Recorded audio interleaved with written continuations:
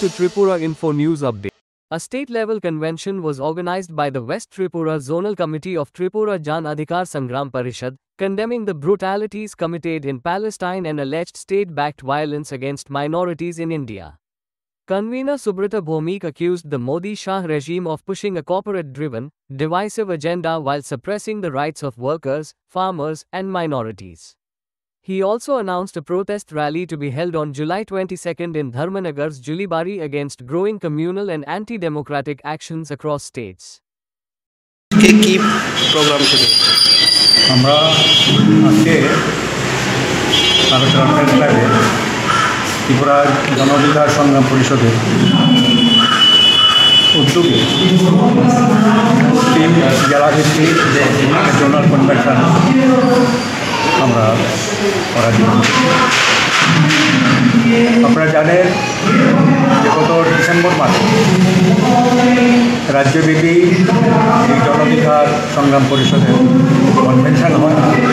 Convention থেকে সিদ্ধান্ত হয় সারা দেশে এবং রাজ্যে এই যে আরএসএস বিজেপি নেতৃত্বে সরকার এবং তার যে বাহিনী যেভাবে মানুষের গণতান্ত্রিক অধিকার গ্রহণ করছে এবং হিন্দু মুসলমান বিজেপির মধ্যে বিভেদ সৃষ্টি করছে, জাতি উপজাতিদের মধ্যে বিভেদ সৃষ্টি করছে, পাশাপাশি এই সমস্ত বিভেদের করে আমাদের যে মৌলিক সমস্যা, যে রুটির সমস্যা, কর্মসংস্থানের যে সমস্যা, এই সমস্ত সমস্যার ভিন্ন পথে চালিত করার জন্য এই ধরনের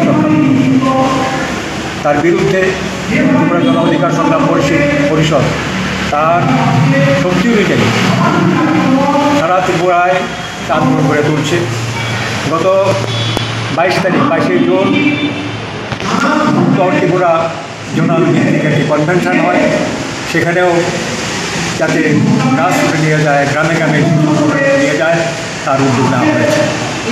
যেমনি আমরা এখানে আজকে এই সম্মেলন করছি জোনাল পশ্চিম ত্রিপুরা জেলাভিত্তিক যে কনভেনশন, এই কনভেনশন থেকে আজকে একটা আমরা শক্তিশালী তৈরি করব।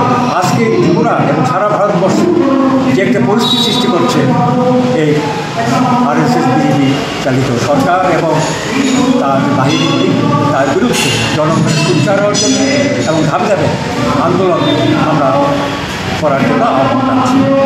আপনারা জানেন ইদানিং আসাম যে হিমন্ত বিশ্ব শর্মা সরকার আক্রমণ শুরু করেছে এবং করতে গিয়ে গুলিতে মারা গেছে, তার বিরুদ্ধে আমরা এই ত্রিপুরা জন অধিকার সংগ্রাম পরিষদের পক্ষ থেকে আগামী 22 জুলাই আমরা ধর্মনগরের জুলাইবাড়িতে আমরা বিক্ষোভ প্রদর্শন করব এবং এই হিমন্ত বিশ্ব শর্মা সরকারকে আমরা হুঁশিয়ারি দিতে চাই যে এইভাবে তুমি তোমার রাজ কায়েম করতে পারবে না।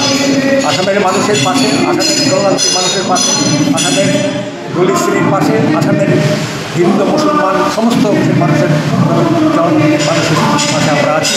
আমরা চাই এ ধরনের বেআইনি উচ্ছেদ বন্ধ হোক এবং প্রশাসনের পক্ষ থেকে যে অত্যাচার চলছে তা বন্ধ হোক।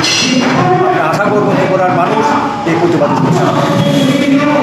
Subscribe to Tripura Info and press the bell icon so that you never miss any latest updates and news on Tripura.